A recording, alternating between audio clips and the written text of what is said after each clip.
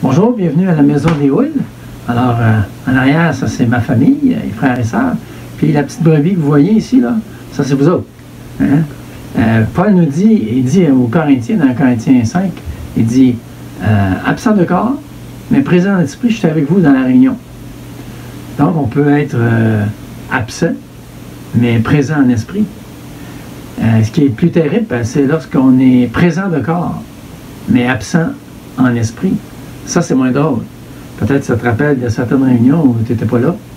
Tu étais là dans le culte, mais tu n'étais vraiment pas là avec nous autres. Par des problèmes, toutes sortes de choses qui arrivent. Alors, j'espère qu'on va se rappeler cette période de jeûne, de réunion, pour avoir le goût de manger, hein, de se réunir lorsque Dieu va permettre qu'on puisse le faire à nouveau. Lors du culte, on commence avec deux chants. Deux chants qui nous amènent dans des expressions différentes de notre vie. Il y a le premier, c'est un chant de louange, on a confiance en Dieu, on a la foi, on le déclare. Et peut-être que tu n'es pas là ce matin pantoute, là. Mais il y en a d'autres qui sont là. Hein, qui voient Dieu à l'œuvre autour. J'ai entendu parler d'un pasteur dont les enfants lui ont dit qu'il avait peur de la mort. C'est des enfants éloignés du Seigneur. Donc il était content que Dieu travaillait. Mais peut-être que tu n'es pas là du tout, tu vois tout ce qui arrive. Le coronavirus, les CHSLD, la tuerie qui a eu lieu cette semaine, le confinement dans la terre entière, puis tu te dis qu'est-ce qui arrive, et tu es troublé. Bien, je t'encourage à écouter le premier cantique si tu n'es pas capable de le chanter. Écoute-le, puis parle à ton âme. Dis à ton âme d'écouter ces paroles-là. Tu en as besoin. Et il va arriver le deuxième cantique qui, là, exprime clairement là, de crier à Dieu. C'est un cri qui est devant Dieu. Donc, premièrement, louons le Seigneur avec le premier cantique, puis crions à Dieu dans le deuxième. J'aimerais, oh mon Dieu, Dieu de ma délivrance, remplir de ta louange et la terre et les cieux, les prendre pour témoin de ma reconnaissance et dire au monde entier combien je suis heureux.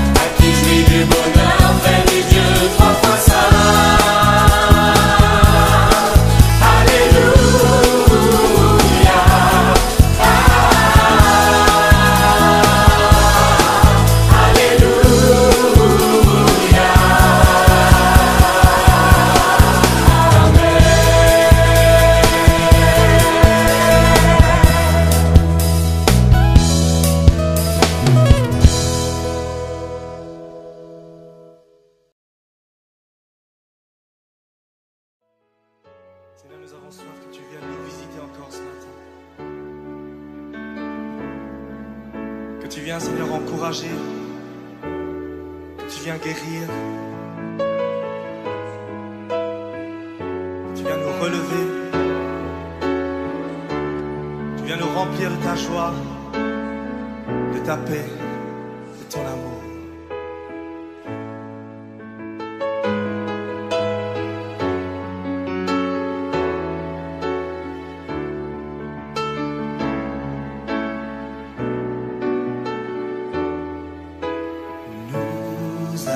Soif de ta présence, ô Saint-Esprit, viens, souffle sur nos vies, embrasse nos cœurs, ô Seigneur, aide-nous à discerner ta volonté.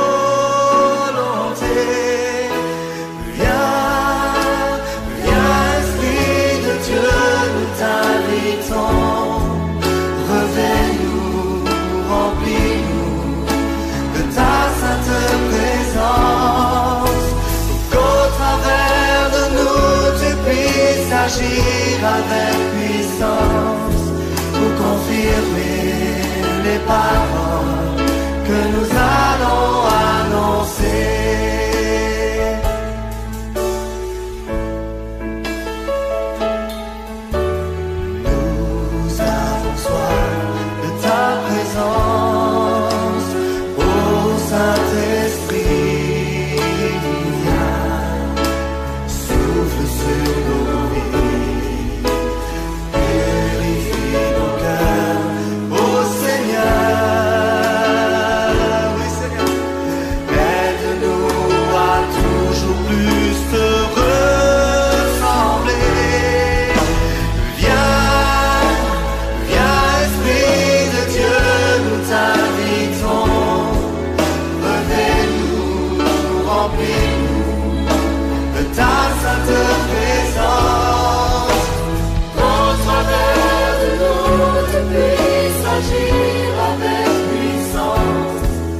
Confirmer les paroles que nous allons annoncer.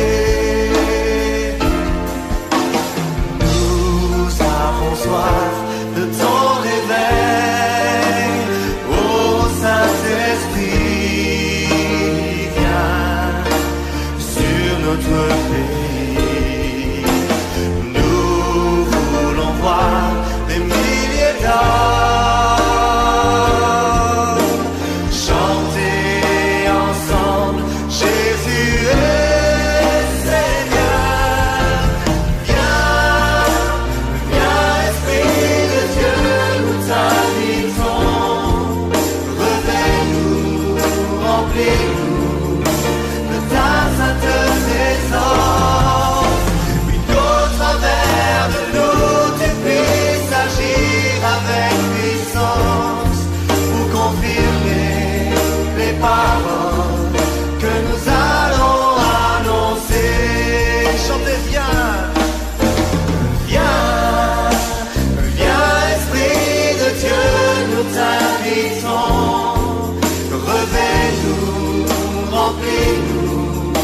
de ta sainte présence, pour qu'au travers de nous tu puisses agir avec puissance, pour confirmer les paroles que nous allons annoncer.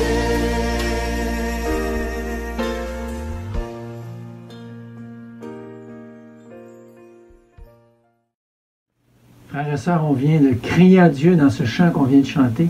J'aimerais qu'on aille ensemble dans la prière devant Dieu pour prier ensemble. Prions notre Dieu. Seigneur, certains d'entre nous sont véritablement découragés par des situations tellement difficiles. Seigneur, nous te prions de rappeler à nos cœurs ce que David a écrit dans le psaume 23. Oui, le bonheur et la grâce m'accompagneront tous les jours de ma vie, et j'habiterai dans la maison de l'Éternel jusqu'à la fin de mes jours. Merci Seigneur que David, qui a écrit ça, c'est celui qui a subi des événements tellement difficiles. Seigneur, il était pourchassé. Il devait se réfugier dans des grottes, dans un isolement. Seigneur, tu l'as corrigé sévèrement à 2 reprises pour son adultère. Tu l'as corrigé aussi pour le dénombrement orgueilleux qu'il a fait. Et pourtant, malgré tout ce qu'il a subi, Seigneur, il écrit dans le psaume 23 qu'il goûtera le bonheur et la grâce tous les jours de sa vie.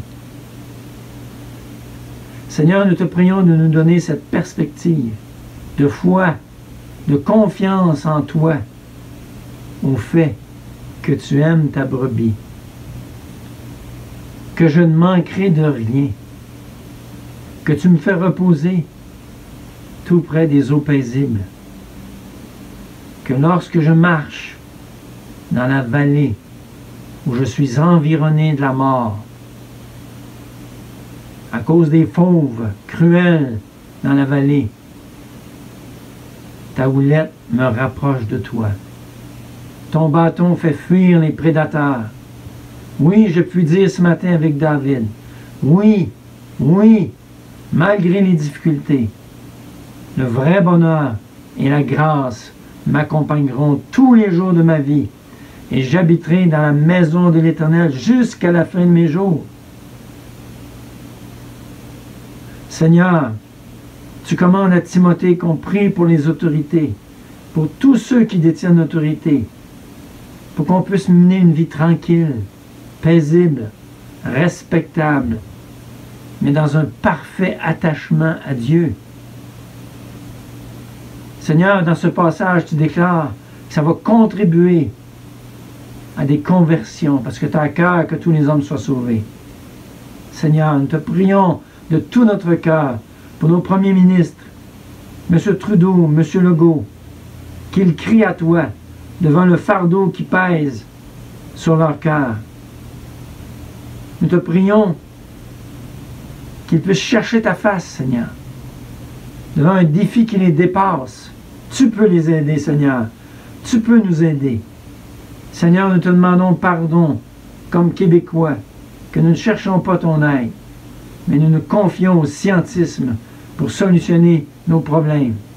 Merci pour la science, Seigneur, qui nous permet de se parler ce matin. Mais Seigneur, ne croyons pas que le scientisme peut nous sauver, ni la science d'ailleurs. Seigneur, également, pardonne-nous en tant qu'anciens et en tant que congrégation d'avoir si peu prié pour nos gouvernements, quand tu nous commandes de le faire. Pardonne-nous par le sang de Jésus, Père, et donne-nous la grâce d'avoir à cœur de le faire. On te prie au nom de Jésus. Amen.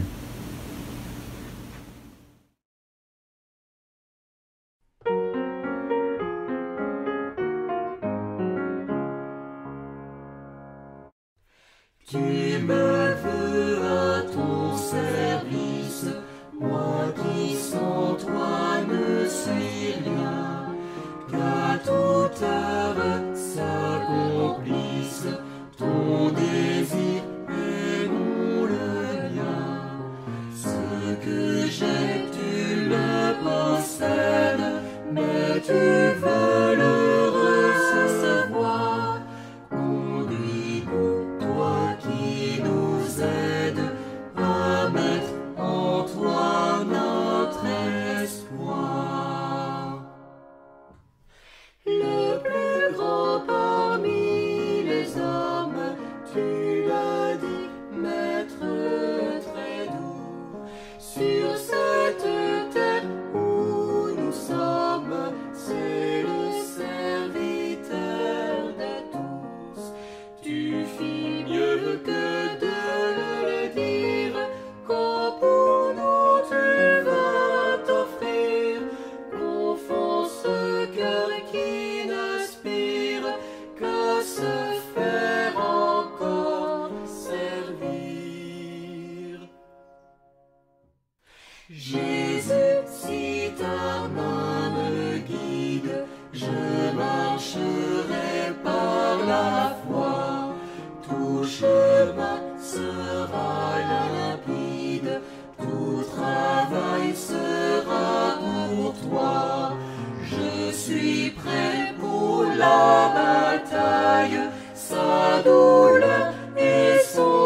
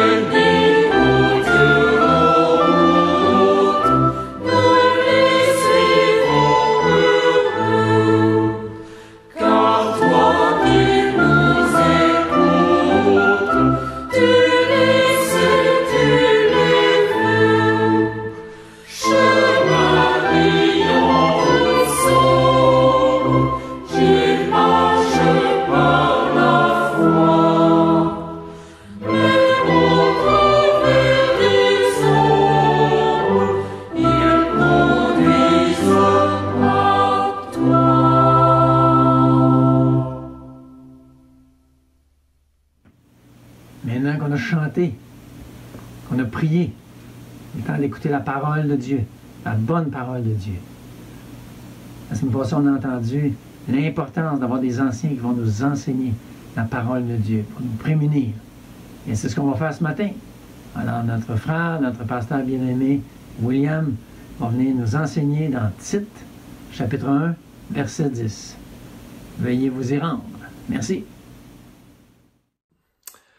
Bonjour, en direct de la salle d'études des Côtes-Noires. Bienvenue ce matin à vous tous qui écoutez. Église de Vaudreuil, c'est une joie de partager la parole avec vous. C'est vraiment ce qu'on fait de cette salle d'études. On étudie la parole ensemble. On va regarder Tite, chapitre 1, les versets 10 à 16. Et vraiment, il y a une joie. Il y a une joie de pouvoir s'arrêter et de considérer qu'est-ce que Dieu a voulu vraiment enseigner à Tite par l'entremise de Paul. Mais combien plus Dieu veut nous parler à nous aujourd'hui, et c'est quelque chose qu'on peut réclamer, c'est quelque chose qu'on peut se réjouir que Dieu veut nous parler, Dieu veut se manifester. Il le fait par les circonstances mondiales, il le fait par peut-être une tape sur l'épaule de son épouse vers son époux, il le fait par des circonstances ou des situations familiales, mais d'une façon claire et d'une façon limpide et d'une façon évidente. Dieu parle par sa parole. Et vraiment, c'est la joie qu'on a ce matin. On va lire les versets 10 à 16. On continue, on enchaîne sur ce que Richard Roule a apporté dimanche passé. Cette idée de quelles sont les caractéristiques, quels sont les critères pour que on puisse mettre en place les bons hommes, les bons leaders, les bons dirigeants spirituels dans nos églises. On les appelle anciens. On les appelle aussi pasteurs, ce sont des termes équivalents. Et ce matin, vraiment, j'espère que vous allez voir qu'il y a un contraste entre ce que Richard a apporté, les éléments positifs, qu'est-ce que doit aspirer, chercher à être un ancien, versus qu'est-ce qui en est une menace, qu'est-ce qui en est même un grand défi dans nos églises, autant à cette époque-là que cette époque dans laquelle nous vivons aujourd'hui, au 21e siècle, où nous sommes envahis, où nous sommes bombardés d'informations. Et beaucoup de fois, dans l'information qu'on reçoit, j'espère que vous prenez un minimum d'effort pour réfléchir. Est-ce que ce que je reçois est vrai?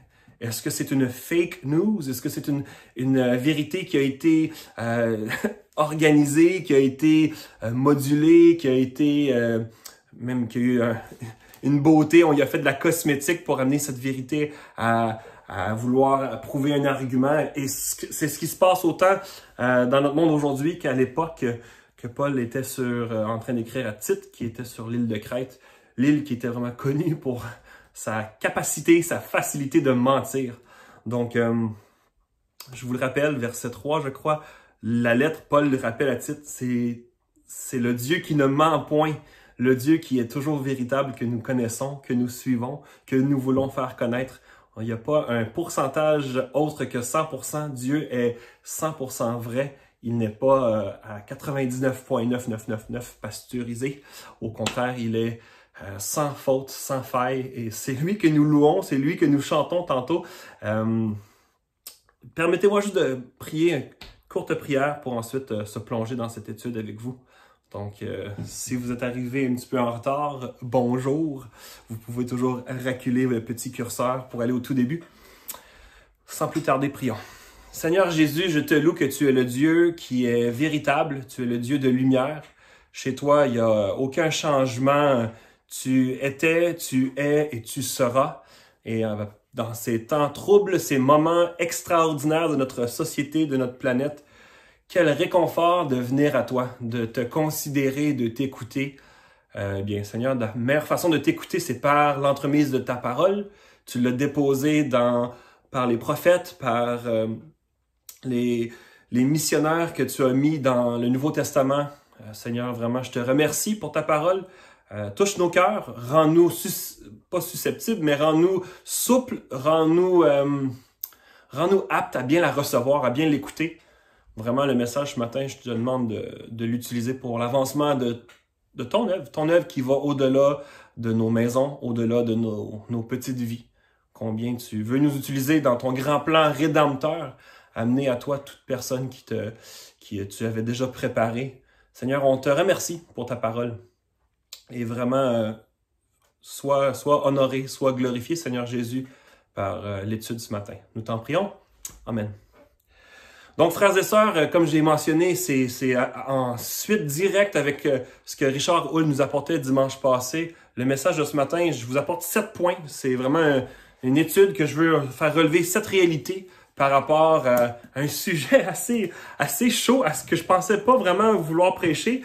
Puis en le faisant, on y trouve une joie de découvrir la parole de Dieu. On y trouve une joie ce matin, le sujet principal, c'est parler des faux docteurs.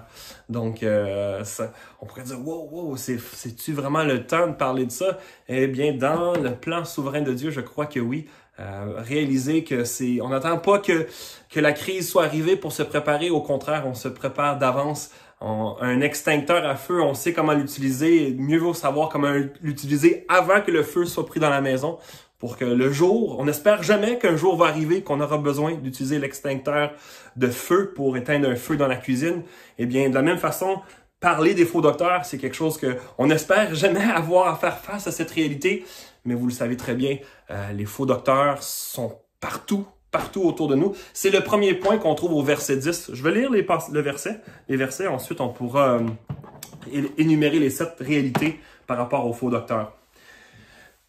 1 Timothée 1, les versets 10 à 16. Il y a, en effet, surtout parmi les circoncis, beaucoup de gens rebelles, de vains discoureurs et de séducteurs, auxquels il faut fermer la bouche. Ils bouleversent des familles entières, enseignant pour un gain honteux, ce qu'on ne doit pas enseigner. L'un d'entre eux, leur propre prophète, a dit « Crée-toi, toujours menteur, méchante bête, ventre paresseux ». Ce témoignage est vrai. C'est pourquoi reprends-les sévèrement, afin qu'ils aient une foi saine et qu'ils ne s'attachent pas à des fables judaïques et à des commandements d'hommes qui se détournent de la vérité. Tout est pur pour ceux qui sont purs, mais rien n'est pur pour ceux qui sont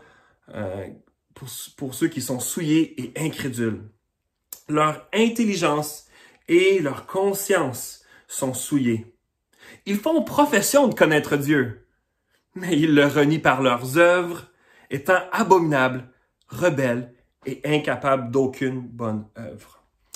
C'est le passage de ce matin que j'approche avec crainte et tremblement. Comme Richard, dimanche passé, disait en regardant les critères d'un ancien, ça nous amène toujours à être sobre, à poser les questions même nous-mêmes. Est-ce que je fais partie ou qu'est-ce que je dois même dans ma vie adresser face au passage, autant à la positive comme Richard a apporté pour c'est quoi un leader, un ancien, quelles sont ses caractéristiques, quels sont les attributs qui devraient le définir. De la même façon, ce matin, on regarde les faux docteurs, on regarde des gens qui, d'abord, le premier point de ce message au verset 10, c'est qu'ils sont nombreux. On aurait peut-être l'impression de penser qu'il y a juste peut-être 2 personnes autour de l'église de Vaudreuil qui pourraient être considérées comme des faux docteurs. Eh bien, on se déçoit soi-même ou on fait une erreur de penser qu'il n'y en a pas parce que même Paul le dit ici à Tite, et il y a en effet beaucoup de personnes de cette catégorie-là, de gens rebelles, de vains discoureurs. Et faut considérer l'épître de Paul à Tite dans l'ensemble des lettres de Paul à Timothée aussi. Donc, dans les autres épîtres pastorales, il va encore plus en détail avec cette réalité qu'il y en a plusieurs. Il y a plusieurs personnes qui ont cherché à vouloir nuire à l'Église. Et là, vous allez dire, mais William, je les vois pas. Eh bien, c'est peut-être correct ou pas correct, mais c'est une réalité pour nous tous de pas nécessairement voir qu'il y en a beaucoup. Mais sachez-le, si la parole nous dit qu'il y en a beaucoup, c'est parce qu'il y en a beaucoup qu'on les voit ou qu'on ne les voit pas. Non seulement est-ce qu'il y en a beaucoup de faux docteurs potentiellement autour de nous dans notre réalité aujourd'hui en plus, c'est pas nécessairement qu'ils sont géographiquement dans l'église de Vaudreuil ou dans la région de Vaudreuil, c'est peut-être des faux docteurs qui prêchent ou qui envoient des messages via l'Internet, via toutes sortes de systèmes. Donc, mon but, c'est pas de commencer à nommer tous les faux docteurs possibles ou qui vous ont attaqué dans ces derniers mois, ces dernières années. Vous qui écoutez ceci, mais même nous comme Église en entier, est-ce qu'on a été attaqué ou atteint par des pressions de faux docteurs? Ça fait seulement 5 ans que je suis à l'Église de Vaudreuil, j'en ferai pas nécessairement le cas. Et je pense que ça vaut la peine de faire la nuance. Ce matin, quand on parle de faux docteurs, on ne parle pas de quelqu'un, un frère enseignant qui fait peut-être une erreur théologique. Parce que si on faisait ça, on tombe dans le piège de commencer à crier et à déclarer toute personne hérétique qui ne porte pas le même point de vue que toi. Et ça serait insensé, ça serait un manque de sagesse même de commencer à essayer de trouver chaque personne qui ne croit pas exactement ce que toi tu crois. Vous allez voir en étudiant le passage, le portrait, le sketch, le calque d'un faux docteur est assez évident, est assez même drastique, vous allez voir.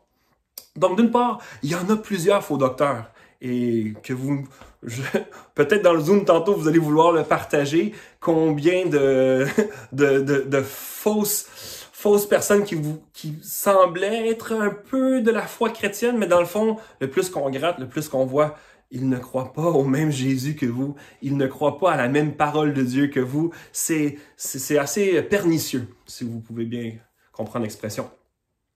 OK, d'abord, ils sont nombreux. Deuxièmement, leur motif est erroné. Le faux docteur va être à la recherche d'un gain honteux. De façon inverse à ce que les caractéristiques d'un ancien dans l'Église. Un ancien dans l'Église ne cherche pas à profiter financièrement d'une réalité dans son service de l'Église. Au contraire, l'ancien va être à la recherche toujours du bienfait de l'Église et ne sera pas en train de chercher un gain pour lui-même dans tout ce qu'il fait. De façon inverse, le faux docteur, pour lui, remplir ses poches va être une de ses réalités, un de ses désirs. Et j'ai encore, sans nommer de nom, vous allumez la télévision ou vous allez sur YouTube et vous commencez à écouter des prédicateurs de prospérité, des télé-évangélistes. Je suis pour l'instant, depuis quelques semaines, votre télépasteur. Je suis sur un écran, je veux vous conduire, on veut, moi, Jean et Richard, vous apporter la parole de Dieu, vous éviter des pièges, vous porter conseil, vous soutenir, tous les bons verbes d'un pasteur qui est à l'œuvre dans l'Église. Eh bien, vous connaissez l'expression les télé-évangélistes. Bien des pasteurs, ce sont pas des pasteurs, mais ce sont des hommes qui, la parole de Dieu va nous les décrire comme des docteurs, des faux docteurs qui vont chercher le profit de leur ministère, entre guillemets encore ministère, qui n'est pas un ministère, pour un gain honteux. Quel pasteur connaissez-vous qu'il n'a pas juste un jet privé, mais il a 2 jets privés? Combien de télé-évangélistes qui vont dire « Mettez votre main sur l'écran et vous allez être guéris. Simplement envoyez votre chèque à mon ministère et vous allez voir que Dieu va vous guérir. » Ce sont des faux docteurs, des hommes qui n'apportent pas la parole de Dieu, mais qui apportent des choses qui sont pernicieuses et en plus, ils sont là pour un gain honteux. Donc non seulement on voit qu'il y en a beaucoup de faux docteurs, mais ces faux docteurs ont souvent, puis c'est pas tout le temps, des motifs erronés. Ils sont en train de chercher un avantage. Troisièmement, les pasteurs ont à faire face, vos leaders de votre Église et vous comme Église, vous devez être conscients que la réalité, c'est que les faux docteurs vont apporter un message détracté. Ils vont tenter de dévier de la vérité. Et c'est quelque chose qui se passe depuis le jardin d'Éden, vous le savez bien. Qu'est-ce que le serpent, qu'est-ce que Satan a fait à Adam et Ève? Il a semé le doute. Il a tenté d'apporter une vérité, mais déviée, tordue, pour en faire un mensonge, évidemment. Donc, bien des mouvements avec des faux docteurs, avec des gens autour qui vont chercher non seulement le gain honteux, qui sont nombreux, vont aussi tenter de prendre une vérité biblique et tranquillement ou subtilement la tourner à quelque chose qu'elle n'est pas vraiment.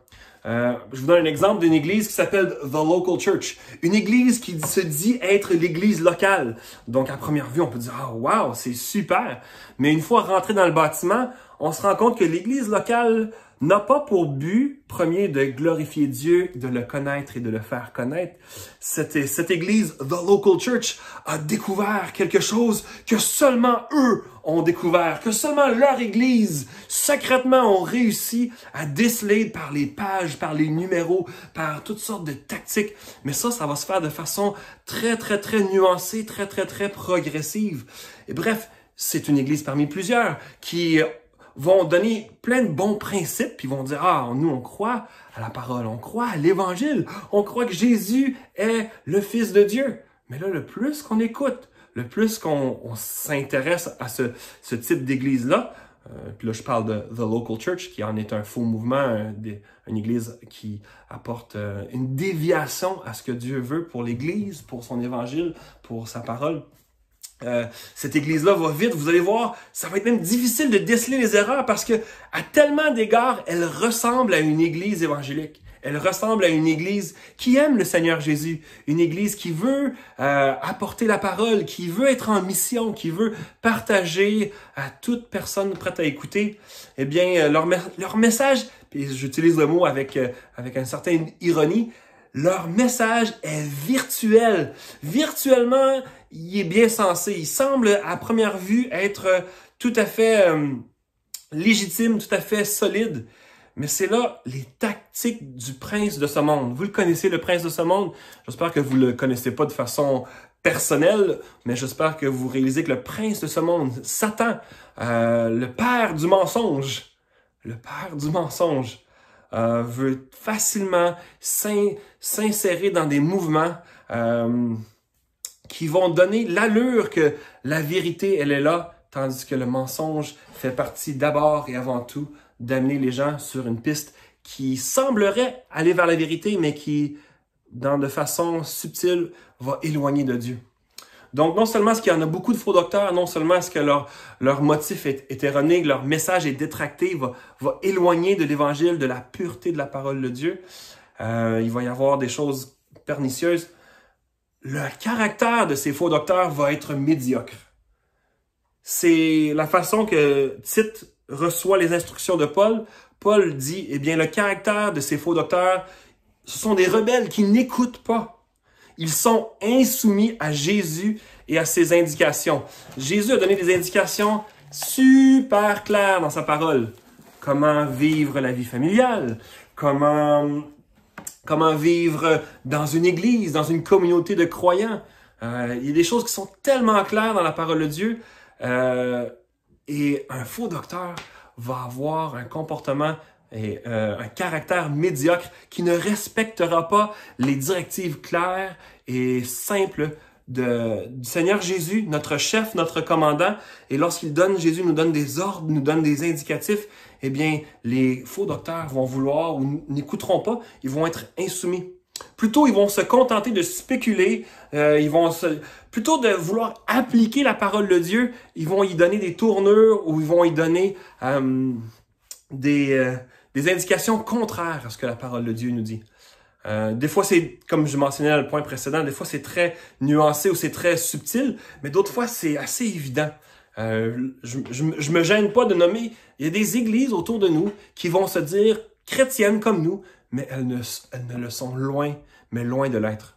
Vous connaissez peut-être l'église de la Scientologie. Il y a un livre d'accompagnement créé par la fondatrice de ce mouvement. Et déjà là, de penser qu'une église a débuté dans les années 1800 ou 1900, on devrait se poser des questions. Mais qu'est-ce qui est arrivé d'abord aux 2000 ans avant pour qu'il y ait aucune révélation? Eh bien, l'église de Scientologie, Mary Baker, elle a créé un livre d'accompagnement elle ne dit pas que la Bible n'est pas vraie, mais elle met à côté de la Bible son livre d'instruction à côté. Et elle les met ensemble disant, si tu suis la Bible et mes commandements, ou et mes directives, ou et mes conseils, eh bien, tu vas avoir une révélation, tu vas pouvoir trouver des secrets que aucun autre ont découvert avant. Donc, que ce soit la Scientologie qui part à partir de principes bibliques, mais qui part dans une tangente. Ça, on pourrait parler ce matin, on n'a pas le temps, mais du livre de Mormon, encore. Le livre de Mormon est mis sur le même pied d'égalité pour tous ceux qui croient que Joseph Smith, Brigham Young, tous les fondateurs de la religion mormon vont dire, mais nous aussi on est chrétiens, on chante les mêmes chants que vous, on a même invité des pasteurs évangéliques à venir prêcher dans nos églises. Eh bien, sachez-le, c'est encore très dangereux d'arriver et d'ajouter à la parole de Dieu quelque chose qu'un livre comme le livre de Mormon, que le livre de Scientologie de Mary Baker. Et vous le savez, vous avez peut-être eu même la visite de témoins de Jéhovah qui vont dire, ben, on est comme vous, Et la société, malheureusement québécoise, nous met tous dans le même pot. Penser que les témoins de Jéhovah sont frères avec nous dans la foi, c'est croire un mensonge. Ces gens, les témoins de Jéhovah, vont nier la divinité de notre Seigneur Jésus. Réalisez-vous cela? Réalisons-nous cela? Que les faux docteurs, des fois c'est évident qu'ils sont faux docteurs, mais d'autres fois c'est très, mais très subtil. Mon but, c'est pas de nommer toutes les fausses religions ou toutes les faux docteurs, mais je voulais vous donner cette réalité. Je vous ramène dans le texte, mais tout comme les Québécois, on est connus, on est reconnus pour être un peuple qui aime le divertissement.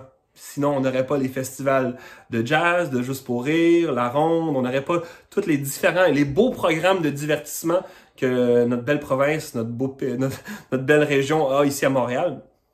Mais tout comme les Québécois sont reconnus pour leur divertissement, les Crétois avaient une réputation dans la Méditerranée, dans le monde connu de cette époque-là. Les Crétois étaient connus pour vivre et pour promulguer et pour facilement tomber dans le mensonge. Je peux vous dire que même le verbe grec « krédzo », c'est vraiment le verbe qui décrit les Crétois. Je suis désolé, j'ai une fille qui m'interrompt. Céleste, tu dois aller en bas demander à maman. Je suis en pleine session. Bye! Tu pourras l'écouter si tu demandes à maman. Bye! Donc, comme je disais, je suis désolé, les Crétois étaient reconnus pour le mensonge. Et l'auteur, qui n'est pas cité dans le passage, mais que tout érudit ou toute personne qui fait la recherche va vite découvrir que un des 7 hommes plus sages dans la culture grecque était bien Épiménides. Je vais épeler son nom. Épiménides. E-P-I-M-E-N-I-D-E-S. C'était vraiment un homme de Crète, un écrivain, un excellent orateur. C'était un poète, un professeur. Cet homme était connu, c'était un païen, mais cet homme était connu le 6e siècle avant Jésus-Christ. Il était né sur l'île de Crète et un homme très sage. Et c'est lui que Paul cite. Paul est en train de citer un auteur, je ne dirais pas contemporain, mais de la culture crétoise. Et on sait par la vie d'Épiménides que les Crétois étaient tellement des menteurs compulsifs qu'on leur avait même donné le témoignage, les Crétois avaient tenté et à un certain point réussi à faire croire que sur l'île de Crète se trouvait la tombe de Zeus. Et pensez-y pour un instant. La tombe de Zeus était localisée sur l'île de Crète. Quand même à l'époque, nous, on sait que c'est pas vrai, on sait que Zeus n'est pas un vrai dieu, mais à l'époque, les gens savaient que Zeus était un dieu et qu'il ne mourrait pas. Et même si dans le courant de pensée de l'époque, un dieu ne mourrait pas, les Crétois avaient essayé ou avaient, d'une façon ou d'une autre, réussi à faire croire à bien des gens que la tombe, donc le corps de Zeus, se trouvait sur leur île. C'est flyé quand même, mais Paul se sert de ça dans son témoignage ici. Il dit, ce témoignage est vrai. Je prends le témoignage d'Épiménides, un Crétois, mais un Grec vraiment bien connu, vraiment un auteur avec une réputation solide, pour leur dire, votre île est remplie de menteurs. Et dans ces menteurs, on y trouve des faux docteurs, des gens qui vont s'immiscer dans vos églises, qui vont se retrouver dans vos cercles sociaux et qui vont vouloir amener le mensonge. Bon, non seulement est-ce qu'il y en avait des nombreux faux docteurs et que ça fait partie de notre réalité aujourd'hui, il existe plein de faux docteurs autour de nous. Non seulement est-ce qu'ils ont le désir de gain honteux, non seulement est-ce qu'ils ont un caractère médiocre par même la description qu'on voit, qui sont séducteurs, vains discoureurs et qui sont des gens rebelles. On voit même les effets de ces faux docteurs, c'est qu'ils détruisaient même les familles. Au verset 11. Verset 11. Et là, je pense pas qu'on peut aller jusqu'au point de dire, mais Paul était en train de dire que les faux docteurs étaient en train de détruire des groupes de maisons. Mais c'était l'idée, encore, si on prend le passage comme il est écrit, quand on étudie la vérité, l'effet positif d'étudier la vérité, c'est qu'on se retrouve à être de plus en plus unis, de plus en plus rassemblés sous un enseignement, sous un message puissant. Eh bien, l'effet contraire des faux docteurs, c'est que c'est l'effet de diviser et bouleverser.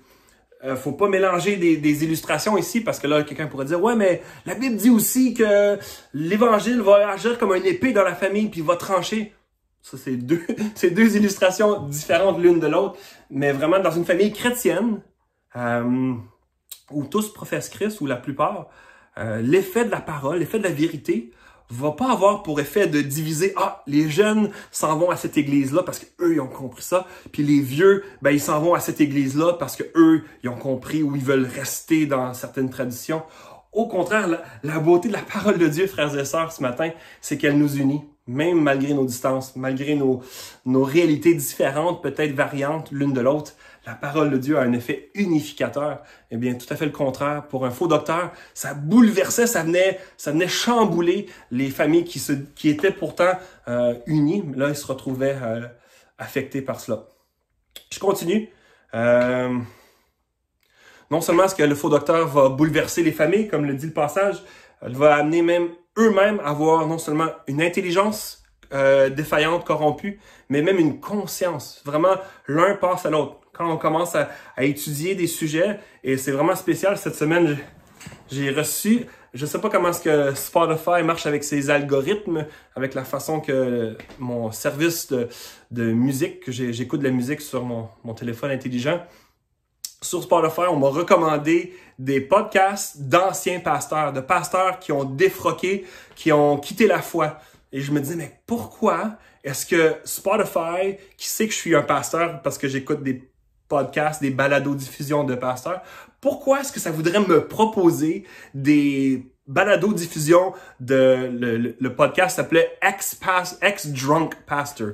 Donc, pourquoi est-ce que Spotify veut m'envoyer ce type de choses?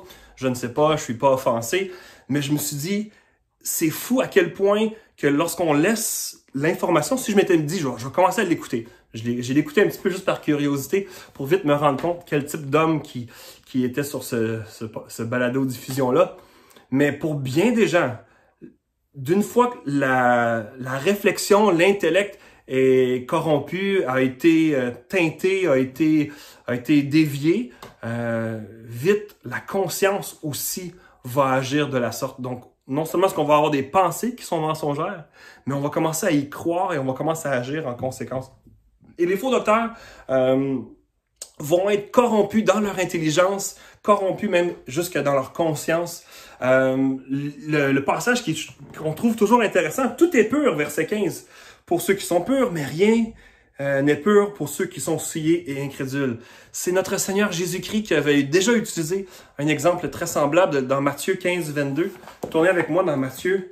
Encore, on pourrait tomber dans un piège ici, mais le Seigneur ne veut pas qu'on tombe dans ce piège, mais je pense que j'ai pas le bon passage, Matthieu 15, 22. Je vais paraphraser parce que je pense pas que c'est le bon point, le bon verset, la bonne référence. On sait que c'est pas la nourriture que les pharisiens reprochaient aux disciples de Jésus d'avoir mangé des pains qui étaient des pains de proposition, ou ça c'était David plutôt, mais qu'il avait mangé le jour du sabbat, il avait pris des épis.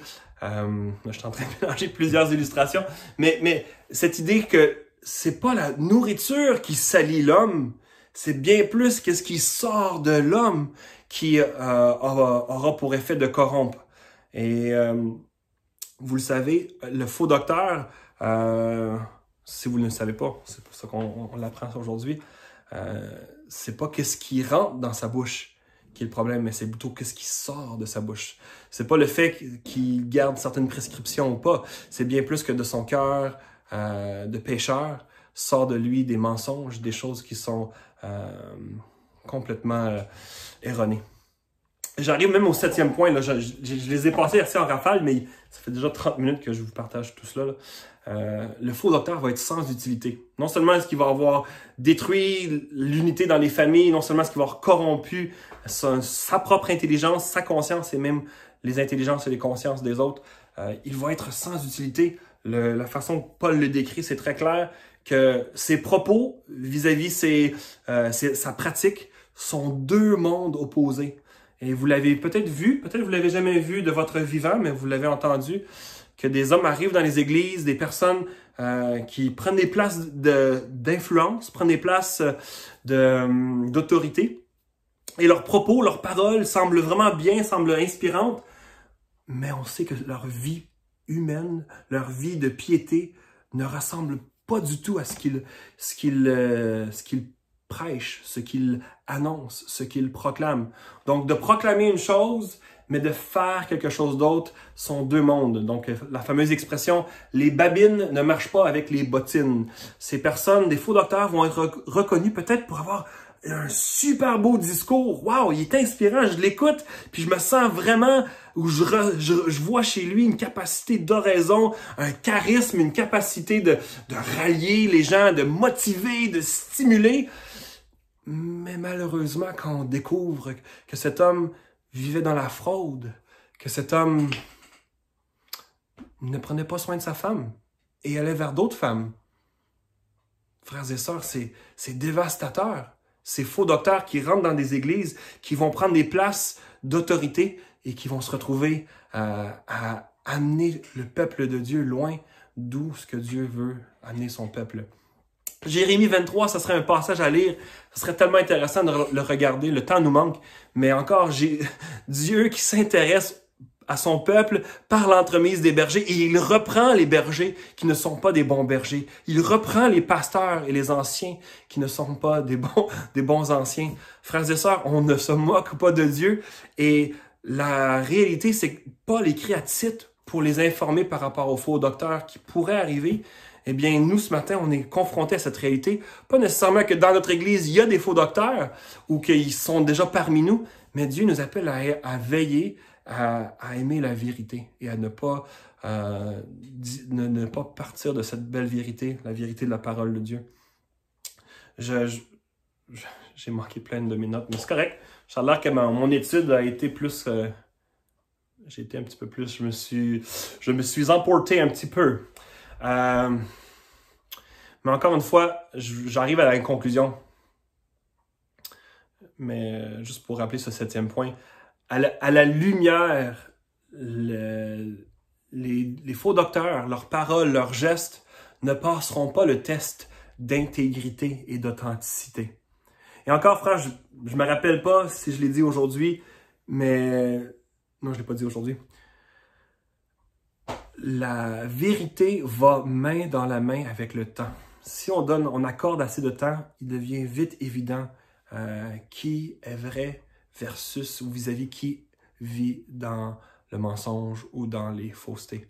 Ce matin, en étudiant ce passage qui est un avertissement sévère de faire attention à ne pas être un faux docteur, à ne pas suivre un faux docteur, à ne pas permettre les faux docteurs à prendre place où est-ce qu'ils ne devraient pas. Et c'est surtout dirigé vers les anciens de votre Église, mais vous faites partie de l'Église, vous avez cette responsabilité aussi. Mais en conclusion, les faux docteurs sont comme vous et moi. Ils ne portent pas des habits particuliers. Ils n'ont pas un gros écusson qui est écrit avec les initiales FD pour faux docteur. J'ai un écusson? Je l'ai pas de faux. Il y a tellement de choses dans cette classe, mais je ne les ai pas ici. Mais ils n'ont pas un tag ou une étiquette qui leur dit faux docteur. C'est des fois très difficile à même le soulever par leur discours. Mais comme on ne veut pas utiliser un extincteur à feu dans notre maison, il est toujours sage de savoir comment ça fonctionne un extincteur, parce qu'on ne va jamais l'utiliser jusqu'au jour qu'on a besoin de l'utiliser. De la même façon, c'est bon de réaliser que l'Église de Vaudreuil n'est pas à l'abri, n'est pas indemne par rapport à l'influence ou à la réalité de faux docteurs qui peuvent être autour de nous et autour de nos façons de réfléchir, autour de notre Église dans les prochaines étapes qu'on veut même prendre. L'Église de Vaudreuil veut avoir la foi, on veut avoir l'audace de marcher triomphant avec notre Seigneur Jésus dans une croissance en maturité, dans une croissance numérique, mais plus que numérique, dans l'augmentation de l'engagement des disciples à la fois local, mais aussi même, peut-être Dieu va nous appeler à envoyer à l'extérieur des gens de notre Église pour la mission qui va au-delà de la simple région du Suroît. Le travail de l'Église baptiste de Vaudreuil, on peut se rendre compte vite que le diable s'habille bien plus souvent avec des habits qui ressemblent à des habits de pasteur, voulant dérober, déchirer tous les faibles qui ont la foi, une foi fragile. Pourquoi ce matin, le message est prêché à mon cœur, au cœur de Richard et à Jean Charon. Nous qui sommes anciens, on veut pas être des faux docteurs, on veut pas être des hommes qui amenons l'Église dans des sentiers autres que ceux des sentiers paisibles de marcher avec le Seigneur Jésus. Mais c'est vraiment l'important ce matin.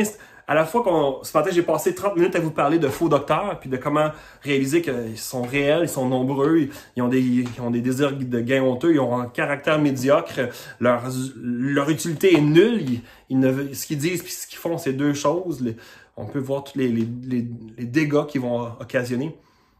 Mais nous, ce matin, c'est un appel pour nous de découvrir, de saumurer, de vraiment baigner dans la vraie doctrine, la foi ancrée dans la parole de Dieu que nous retrouvons dans la Bible. Et ce qu'on fait ce matin, aujourd'hui en discutant de Tite, chapitre 1, les versets 10 à 16, c'est pas juste pour votre vie personnelle. Regardez à côté de vous, entendez dans la maison vos enfants qui chantent, qui crient, qui sont en train de faire quoi que ce soit dehors, puis en train de jouer. Eh bien, on veut protéger même les prochaines générations afin que la foi, la doctrine soit conservée. Eh bien, c'est aujourd'hui qu'on peut déjà mettre en pratique cette réalité. Plus que d'étudier les mensonges, sachez qu'on ne fait pas une série de 10 messages sur les faux docteurs. C'est ce matin qu'on tombe dans le passage, mais franchement, vous allez voir que la meilleure antidote au poison des faux docteurs, le remède, c'est la vérité. C'est un amour ardent pour la parole. Comment traiter les faux docteurs? Eh bien, le passage est très simple.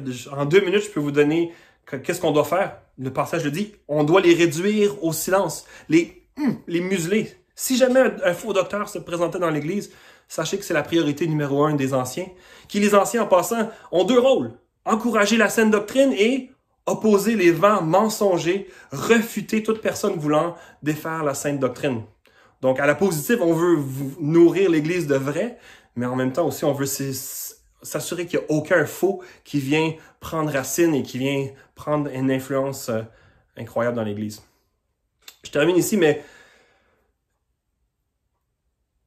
les 3 étapes, ce serait, si on était pour reprendre un faux docteur dans l'Église, on va d'abord lui demander de reconsidérer son propos. Si un faux docteur arrivait dans l'Église et tenait à vouloir annoncer qu'il soit déjà quelqu'un en place, même quelqu'un qu'on n'avait pas vu venir, un professeur d'école du dimanche qui se mettait à enseigner quelque chose autre que la parole de Dieu, eh bien, on lui demanderait d'une part, comme les étapes de discipline de Matthieu 18, doucement de reconsidérer ses propos. S'il veut rien savoir, de façon ferme et respectueuse, sachez-le, vos anciens vont demander à cette personne de cesser de répandre des faussetés parmi les fidèles. Mais vite, si étapes 1 et 2 ne fonctionnent pas, sachez-le, l'Église a le devoir, les leaders ont la responsabilité de le discipliner et de lui enlever le pouvoir d'influencer et une autorité. On veut le reprendre. Savez-vous pourquoi? Comme dans Matthieu 18, afin de peut-être regagner ce frère qui est même peut-être pas conscient des erreurs dans lesquelles il est en train de tomber. Et encore, c'est un avertissement, mais je vous le dis, si on a un désaccord avec un frère dans l'Église, il faut être sage et discerner, ne pas commencer à traiter chaque personne qui a une opinion différente sur un passage de faux docteur ou d'hérétique. C'est vraiment pas l'approche que l'Église de Vaudreuil préconise. C'est pas ce que la parole de Dieu nous dit. On y va de façon progressive, évidemment. Et si quelqu'un a un différent clair et net avec les valeurs de notre Église, eh bien, sachez-le, vos anciens vont y aller doucement, ensuite ferme, finalement pour y aller de façon directe pour s'assurer que l'Église est protégée. C'est notre désir. Il y a ceux qui sont sauvés par le merveilleux nom du Seigneur Jésus-Christ et ceux qui seront condamnés pour le refus d'avoir cru, de s'être soumis à la chefferie, à notre merveilleux Seigneur Jésus-Christ. Il y a vraiment deux passages. Il n'y a pas 12 chemins, il n'y a pas 12 variations. Il y a vraiment, est-ce que vous êtes dans la foi ce matin ou est-ce que vous êtes dans l'erreur, dans le mensonge, dans les ténèbres? Sommes-nous conscients qu'au 21e siècle, aujourd'hui, certains parmi vous, vous le pensez, vous allez vous dire, bien, le propos que William apporte ce matin, et même faire attention, si ceci est mis sur les réseaux sociaux, ça pourrait être mal compris, sorti de son contexte. On prend juste les minutes 2:47 à 3:42, puis tout d'un coup, William a l'air de quelqu'un qui dit quelque chose qu'il ne dit pas. On pourrait sortir de contexte les propos ici pour me faire paraître, ou encore pire, pour faire paraître l'Église de Vaudreuil comme étant un peuple, un groupe étroit, comme étant un groupe qui juge le monde, comme des gens qui sont pas gentils, d'oser soulever de tels propos. Frères et sœurs, parler d'un Dieu tel, exclusif, d'un Dieu, le Dieu de la parole de Dieu, un Dieu qui dépasse notre compréhension et qui dépasse même nos bornes de qu'est-ce que peut-être la société va dire qui est la bonne rectitude, eh bien, cela peut sembler, je le reconnais, ça peut ressembler ou ça peut être perçu comme étant dur, rugueux et même peut-être déproportionné. Mettre tant de temps à parler de faux docteurs, sachez-le, mes bien-aimés, la meilleure façon de s'équiper contre les mensonges, les fake news religieuses, les mouvements religieux fraudulents, c'est de s'attacher à la bonne parole de la vérité. Je termine ce matin avec la lecture de 2 passages qui, je crois, vont confirmer cela.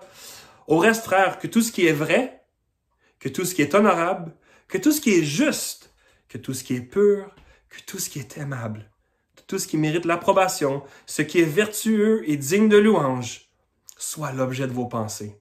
Ce que vous avez appris, dit Paul à l'église de Philippe, ce que vous avez appris, reçu et entendu de moi, et ce que vous avez vu en moi, pratiquez-le. Pas comme les faux docteurs, pratiquez ce que vous prétendez. Et le Dieu de paix sera avec vous. Je termine avec 2 Timothée 4:3. Il viendra un temps où les hommes ne supporteront pas la saine doctrine. Mais ayant la démangeaison d'entendre les choses agréables, ils se donneront à une foule de docteurs selon leur propre désir. Ils détourneront l'oreille de la vérité, ils se tourneront vers les fables. Mais toi, sois sobre, en toutes choses, supporte les souffrances, fais l'œuvre d'un évangéliste, remplis bien ton ministère. Je termine en priant. Seigneur, nous tournons une fois de plus vers toi. On se tourne vers tes paroles, vers tes promesses, vers tes préceptes. On vient avec humilité, avec révérence.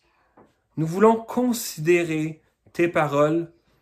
On veut proclamer, on veut vivre et partager ce que tu as mis devant nous, la parole de la vérité. Seigneur, il n'y a pas le plus grand contraste d'aimer la vérité dans un monde aujourd'hui qui accepte, qui tolère et qui propage le mensonge. Seigneur, on veut des enfants de lumière, on ne veut pas avoir à rougir, au contraire, on veut simplement, humblement, apporter ce que tu as écrit et cela suffit. Seigneur, on t'aime et on te dit merci pour ce temps. Amen. Merci William de nous avoir présenté combien c'est important l'amour de la vérité pour nous préserver contre le mensonge. Alors maintenant, on va avoir un temps avec la vie de l'Église. Donc, c'est quoi les nouvelles? Qu'est-ce qui se passe dans la famille? Alors moi, je veux remercier le Seigneur et remercier les frères et sœurs vraiment pour tous ceux qui prennent soin par le téléphone. Il y en a qui vont porter des repas aux personnes. Il y en a d'autres qui payent une épicerie à une famille. Il y en a d'autres qui donnent des dons. Alors, c'est merveilleux, Seigneur, qu'on prenne soin les uns des autres comme tu nous as enseigné de le faire. On veut également démarrer, c'est-à-dire augmenter nos groupes maisons. Hein, on a déjà 5 groupes maisons. Puis, il y en a plusieurs qui fonctionnent sur Zoom. Alors, c'est peut-être une belle occasion pour chacun de vous joujoindre à un groupe maison, puisqu'il n'y a pas un confinement dans les maisons à ce niveau-là. On peut le faire sur Zoom, chacun dans notre foyer. Alors, on vous invite à regarder la communication qui nous a été envoyée par Marie-Ève pour voir les groupes, téléphoner peut-être, voir s'il y a des réunions Zoom et vous joindre. Alors, ça peut être une belle occasion de le faire. On a peur de débuter aussi des groupes d'intercession, des GI. C'est des petits groupes qui prient pour des sujets précis. Ce n'est pas des réunions de prière pour nos besoins personnels. Ça n'a pas rapport à nos besoins personnels, ça a rapport aux besoins de l'Église en général. Alors, le groupe d'intercession de Denis a à cœur de prier pour les inconvertis. Moi, j'ai à cœur de former un groupe d'intercession pour les autorités. Donc, cette semaine, je prévois contacter 3 ou 4 personnes qui sont en lien avec les autorités dans l'Église et qui auront à cœur, peut-être, de prier ensemble une demi-heure chaque semaine pour ce besoin-là. Alors, on a formé un petit comité. Donc, il y a Hélène Poucaco qui va s'occuper d'administrer. Moi, je vais superviser tout ça. Notre sœur Lorraine Frenette a à cœur de débuter un groupe aussi. Donc, pensez à ça. C'est une possibilité de plus en plus intéressante. N'oublions pas de prier pour les personnes du domaine hospitalier, afin que Dieu les préserve. On a besoin de prier pour eux autres, particulièrement ceux de l'Église, évidemment. Alors, je vous souhaite une belle bénédiction, puis on vous invite à la session Zoom à 11h15, tantôt. Vous avez reçu le lien Zoom dans la communication que vous avez reçue.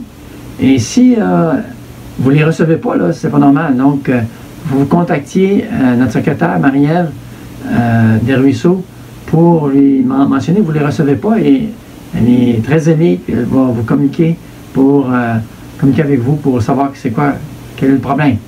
Alors, on se revoit tantôt. Que Dieu vous bénisse. Bye bye.